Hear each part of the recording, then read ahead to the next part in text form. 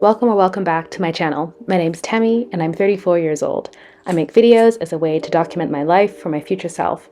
Right now, that means vlogs about my PhD and navigating life in my 30s as a Black woman.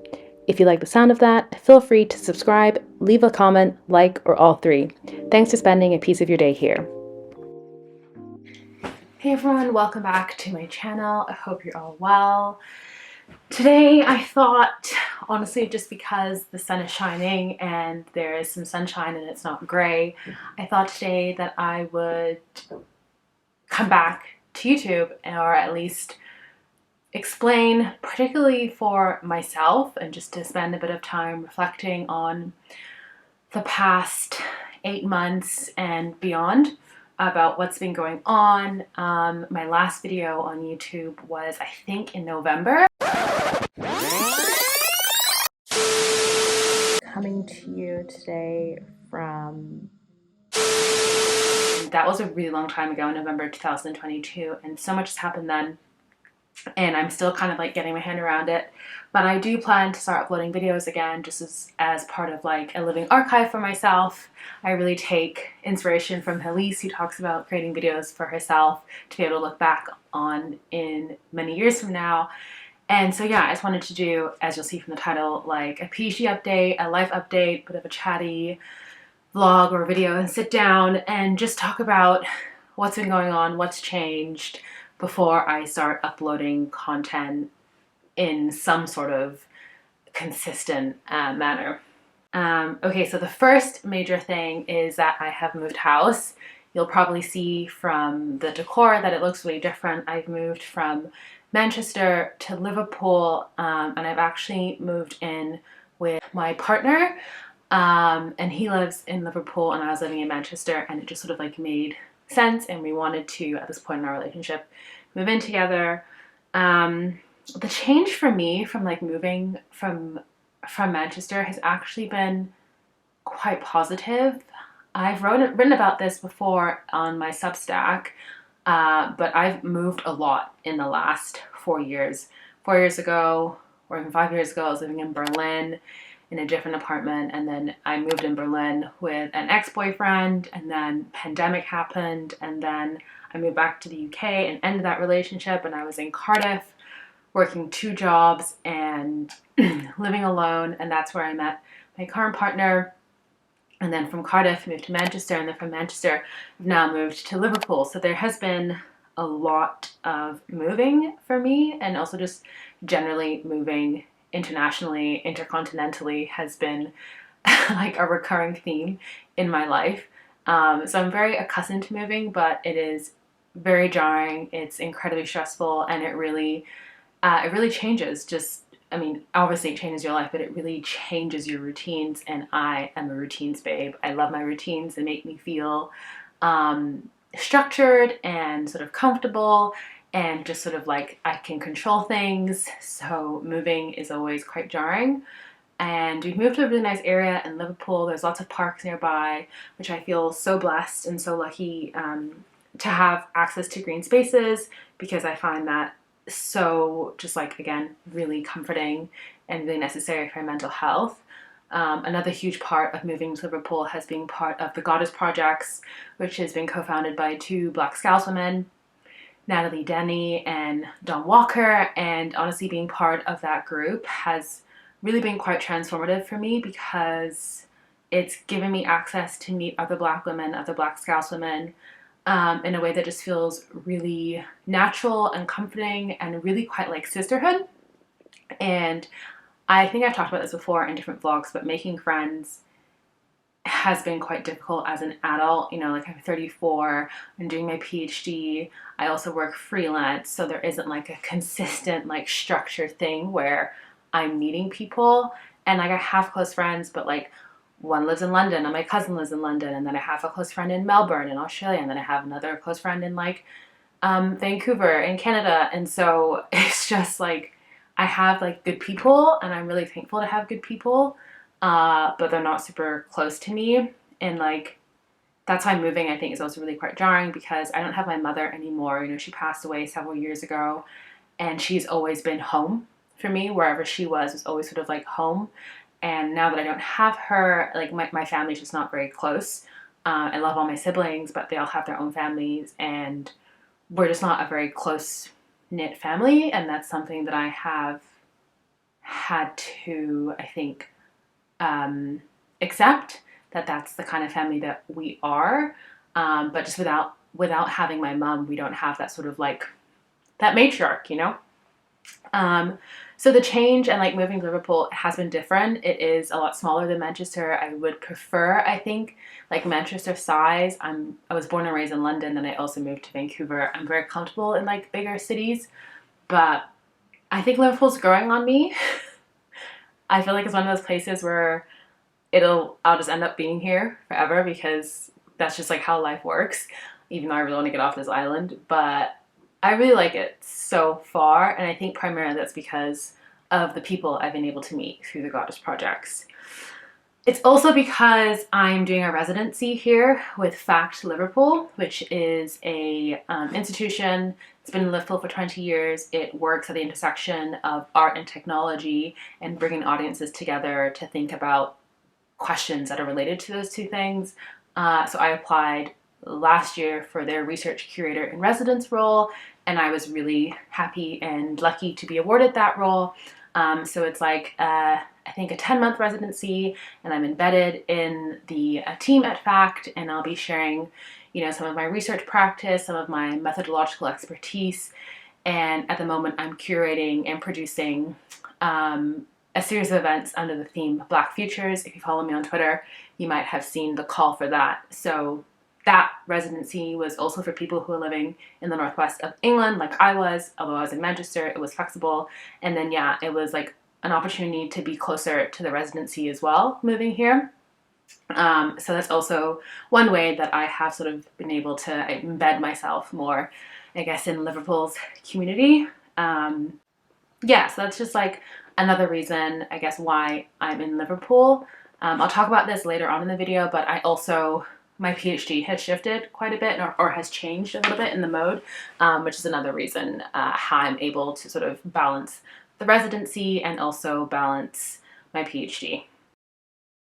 So the next sort of huge thing that has happened to me in the past sort of 8 months is that I was diagnosed with long COVID in, I think, end of February, beginning of March. And it's actually been super, super, super wild. So again, I think I wrote about this in my Substack. I'll leave a link below. But it was pretty much on the first day of my residency, and I couldn't explain why, but for the past couple months, I've just been feeling really exhausted all the time, really tired all the time. Like I would go to sleep and I would wake up feeling like my battery was dead and I just didn't have any energy. I was in Australia at the end of last year for a conference, and I was there for pretty much the whole of December. I was staying with my friend Holly, and I remember saying to Holly, like, I'm so tired, I'm so tired. All I did was sleep and eat pretty much when I was in Melbourne. Like, I was canceling things left, right, and center. I was just so depleted. I had no energy, and anytime I would do any exercise, like I lift several times a week. I've been powerlifting for over a decade now. Like, I'm a pretty fit person, and I just had no energy. Every time I would work out, I felt so horrible after. And this was like throughout last October, November, December. And then January, February, I moved. And then, yeah, it was the first day of my residency in February, and I felt horrible. I just had this like sense of like complete exhaustion. Like I was pushing myself too much and I could not do anything else. And so I went to the residency first day and it was fine. But I remember coming back and saying to Lorenz, my partner, just being like, I don't know if I can do this. Like, I just feel like I need a break. Like, I just feel so exhausted. And then I went back the next day, or I think 2 days later, because my residency is only 2 days a week, and pretty much just like had an actual physical breakdown. And I was like feeling really panicky, and I pulled sort of like my contact, or I guess my line manager at the residency, and I was just like, hey, I don't feel good. I don't really know what's going on, but like I'm feeling really not well, and I don't think I can do this residency right now. And I pretty much just like left straight after that. After we spoke, she was just like, go home. Like super supportive. She was like, if you're not well, we'll figure it out. And then also I think that day I like emailed my supervisors and I was just like, something is wrong with me. I don't feel well. And just told them that like I would like catch up with them once I figure it out. Um, so then, yeah, I think if I remember correctly, my partner was just like, hey, maybe you have long COVID. And I was like, I don't know, because this was February and I had COVID in May 2022. So I was like, looked online and online was saying yes, like it's usually 12 weeks after. And then when I was thinking about it more and thinking about how difficult life had felt, I remember saying to my friends that like, I guess I just feel this horrible all the time because I'm doing a PhD and like I live in the UK and like that's just like bad vibes, like two bad vibe things.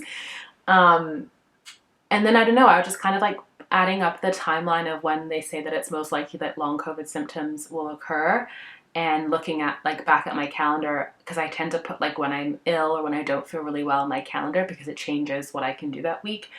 And it seemed like, yeah, like I could potentially have long COVID. So basically I just like spoke to my GP here and I was like, hey, I think I might have long COVID. I want to do some tests. And then pretty much for the whole of March, I was in and out of hospital taking different tests, blood tests, because here you have to sort of like do all these investigations to see what like your base level is so they can rule out anything else before saying you have long COVID. So that took about a month to get all the tests and all the results. And then I finally was invited to go to the long COVID sort of clinic here in Liverpool. And yeah, that's when basically they like looked over all my results and told me that, yeah, it looks like I have long COVID. My symptoms are not super physiological in terms of like, I know people can lose their sense of smell, like have numbness in their fingers and all those things. My symptoms have been like fatigue, something called post-exertional malaise or PEM, brain fog, and insomnia. Those are the four main symptoms I have. PEM was the symptom that I was experiencing the most, I would say, even before I knew I had long COVID, whilst I was getting sort of diagnosed and post-diagnosis. And so, yeah, basically when I found out I had long COVID, I had another catch up with my supervisors maybe 2 weeks after I had sent that email in March. And then from March, April to the middle of May, I completely took off. And honestly, that period of time was pretty dark for me for a number of reasons.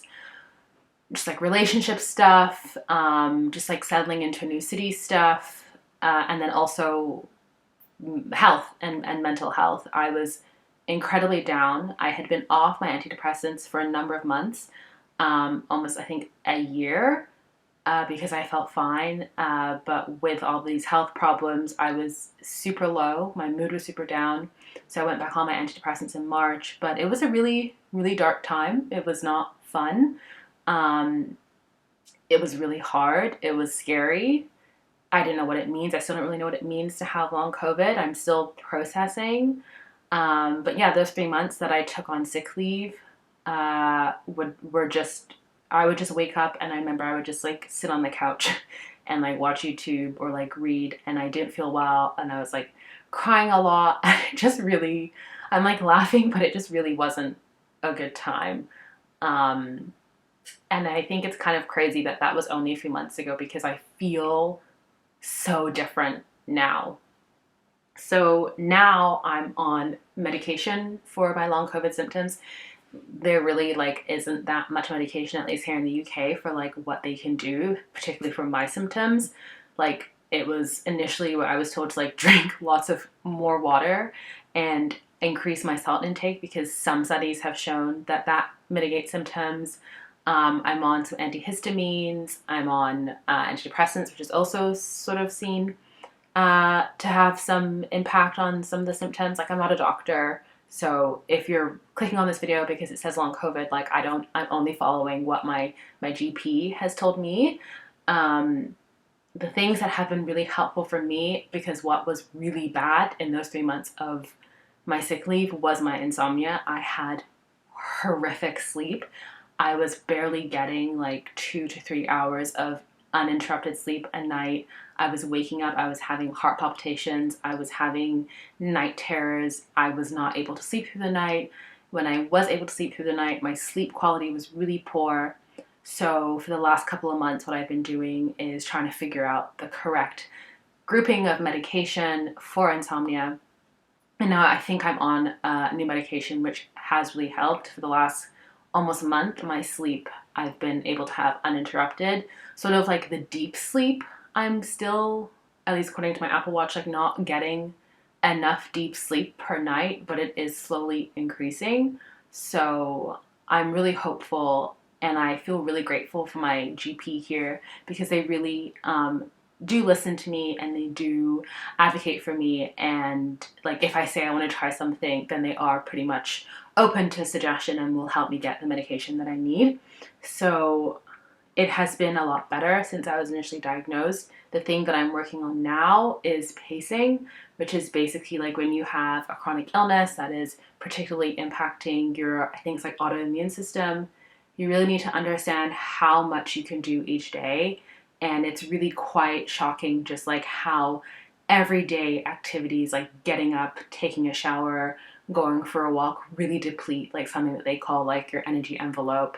I just recently learned about this whole method or this theory called like the spoon theory. So you only have a certain number of spoons per day.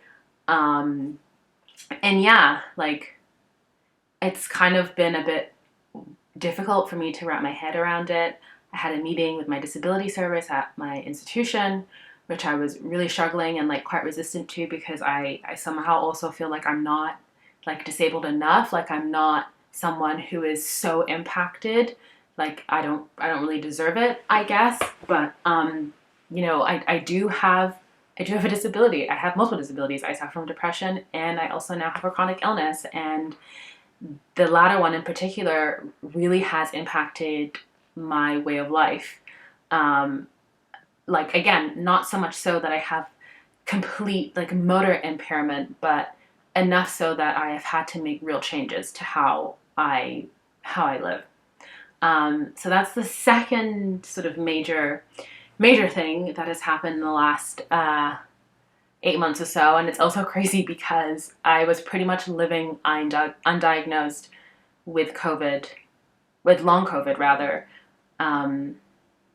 for what, like from, I would say like October 2022 until March 2023. So I was just, life was just eating me up, not in a good way, until I realized that there really wasn't something like literally well with me.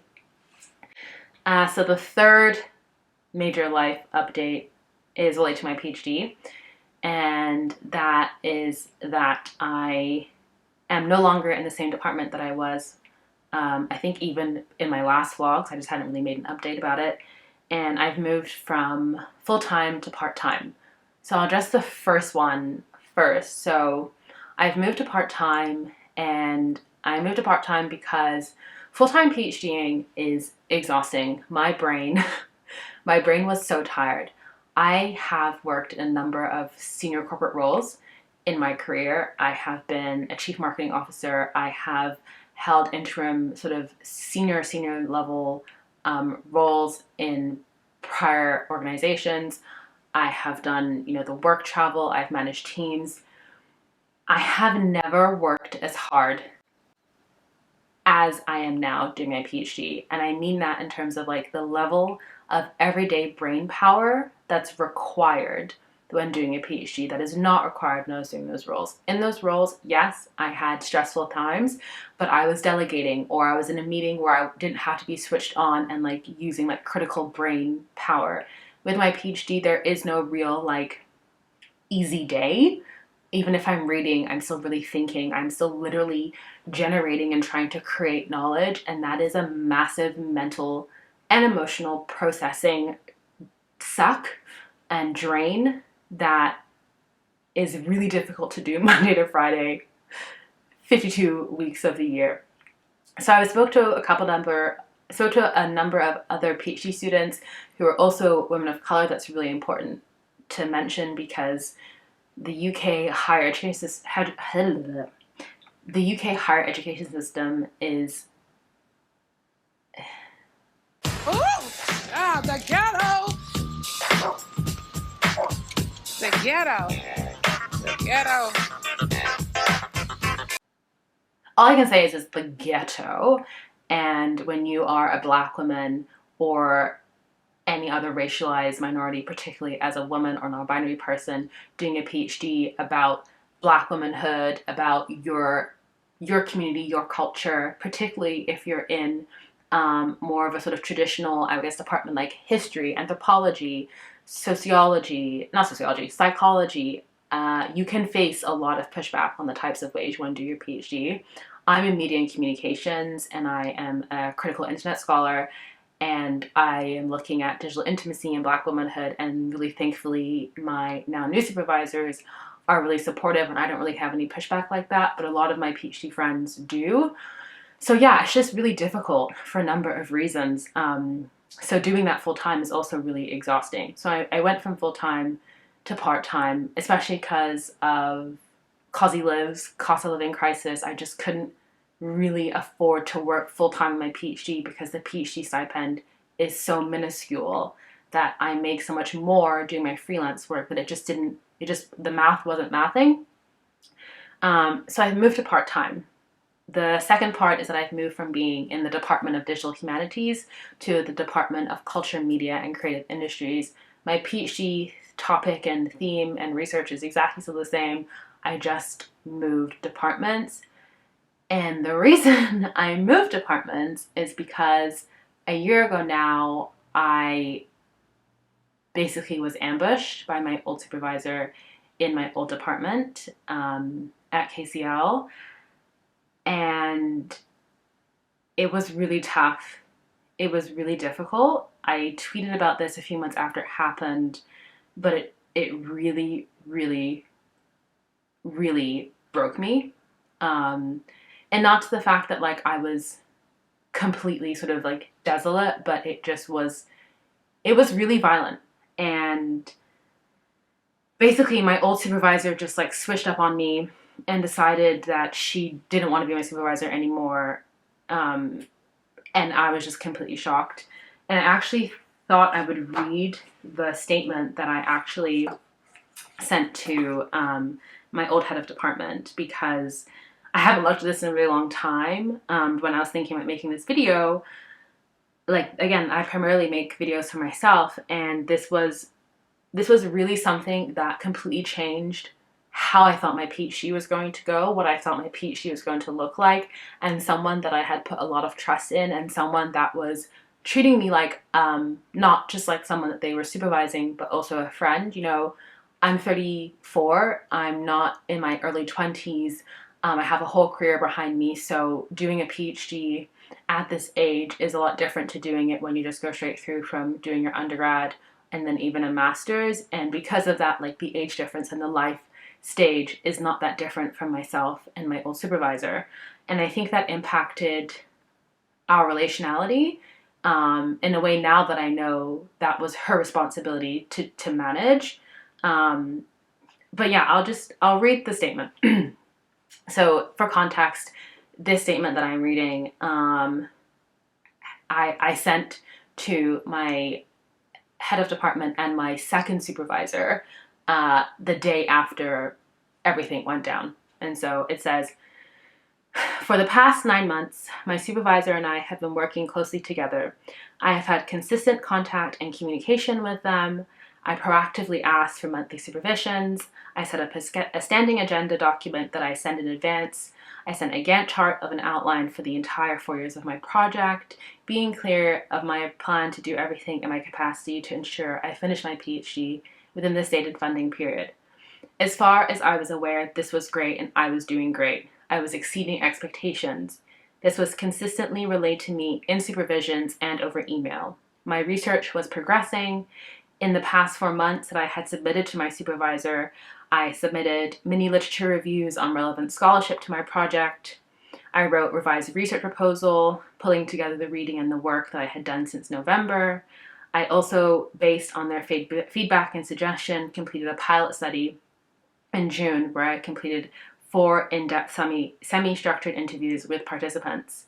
I transcribed and coded these interviews and presented in June the recurring themes and insights which I used to help inform my methods and methodology. Of course, to do this, I also had to go through the ethical review process and source participants.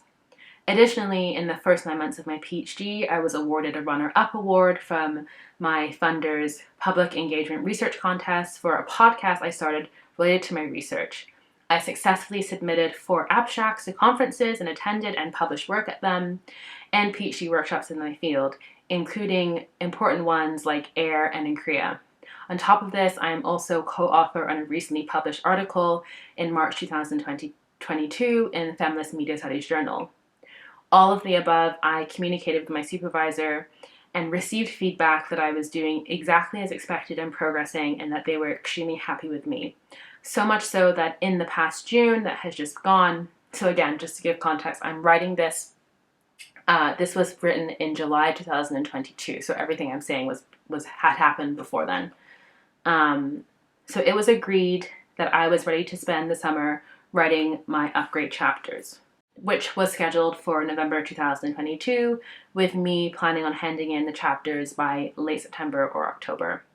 So it was incredibly shocking, confusing, and dismaying to be ambushed in a regularly scheduled PhD supervision on Tuesday, July 19th, and to be told that my supervisor felt that I have not made any progress in my PhD in the last few months, and that they felt that they were struggling to communicate with me, and that they thought I was going to be no longer going to be able to be my first supervisor. And as a result, they had already reached out to the second supervisor prior to my knowledge, asking them to switch places because they would no longer like to be my first supervisor.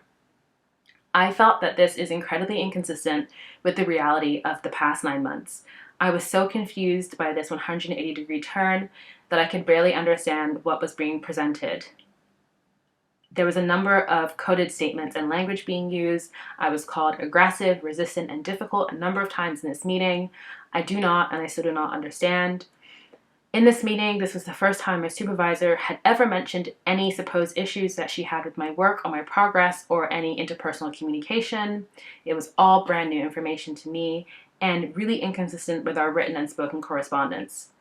After this meeting, I sought counsel with other senior scholars and supervisors, and I also read King's own guidance supervision changes. I was not afforded any dialogue with my supervisor for these claims. Instead, I was blindsided in a regularly scheduled supervision meeting, which last minute was changed to a joint supervision meeting and told that they would no longer be my supervisor. I feel like this is unprofessional and unethical, as they have a duty of care towards me as a student. As a result of these actions, I feel incredibly unsafe at KCL. My confidence in my work is gone, and I feel as though the reality I have lived for 9 months I can no longer trust. I have been characterized in my internal progress report as a resistance, stalling PhD student making no progress, a characterization that is inconsistent with their own written feedback and one that I've had no say in. As I am soon to be the sole Black PhD student and the second Black PhD student the department has ever had, I am incredibly aware of how being portrayed in this way can affect my academic career, let alone the impact to my mental and emotional health that I am experiencing. Whew. I'm a bit surprised that I'm teary, and I'm a bit shaky.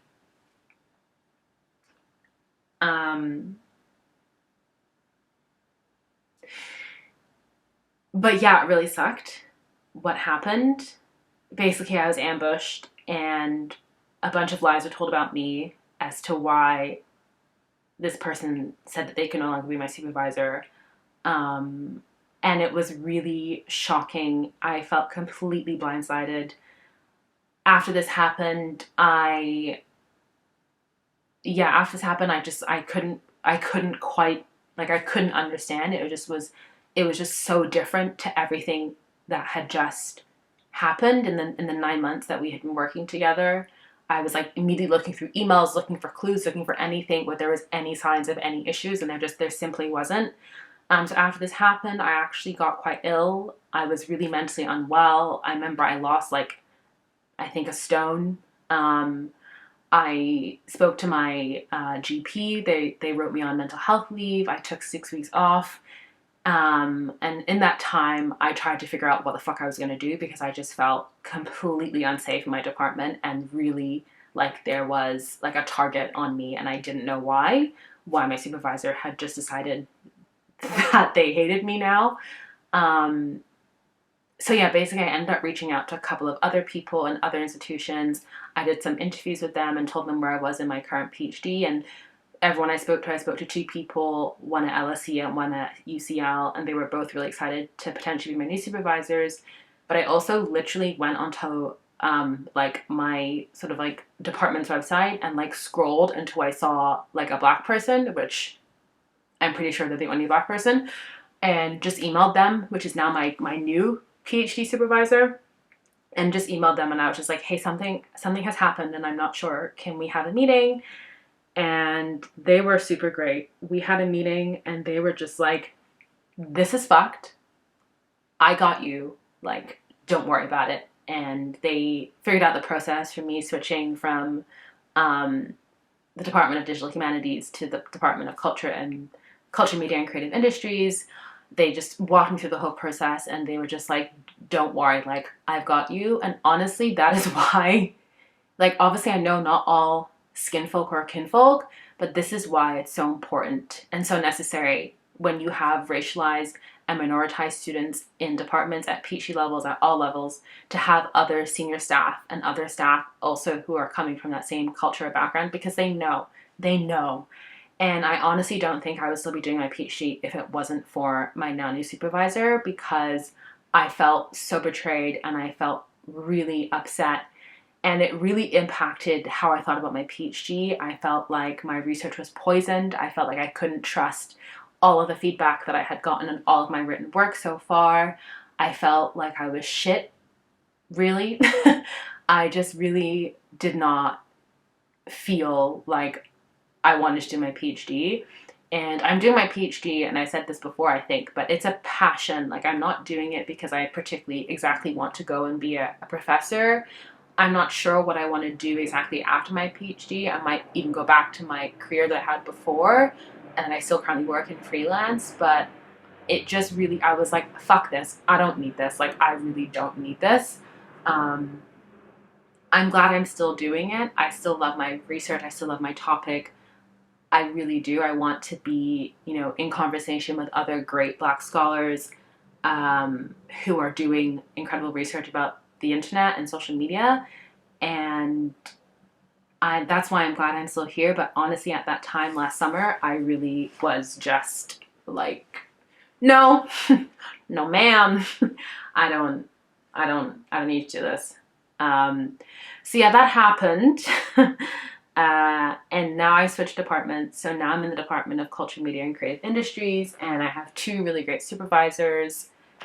Shout out to John and Jamie, and they have really helped me during this process of transferring and coming back to my research, and then also transferring to my research part-time, and just really championing my research and me, which I really needed after the Wahala that happened last summer, because that statement really, really shook me, how just like, I guess, yeah, how painful that time was, and how violent it was. I think that's all I have to say. Yeah, that's it really. I just wanted to make this video to just sort of have a catch up with myself and outline all the things that have been happening over the past 8 months before I start posting content again, sort of like to have a bit of a chronological understanding of what was going on in my life at this time. And for any of you who are watching. So thank you for watching. If you have any questions or comments, particularly about moving from full-time to part-time, then let me know. If you have unfortunately ever experienced anything like I just talked about with my old supervisor, my heart goes out to you. It's really difficult. Feel free to share it in the comments below as well. Other than that, I will see you all in my next video.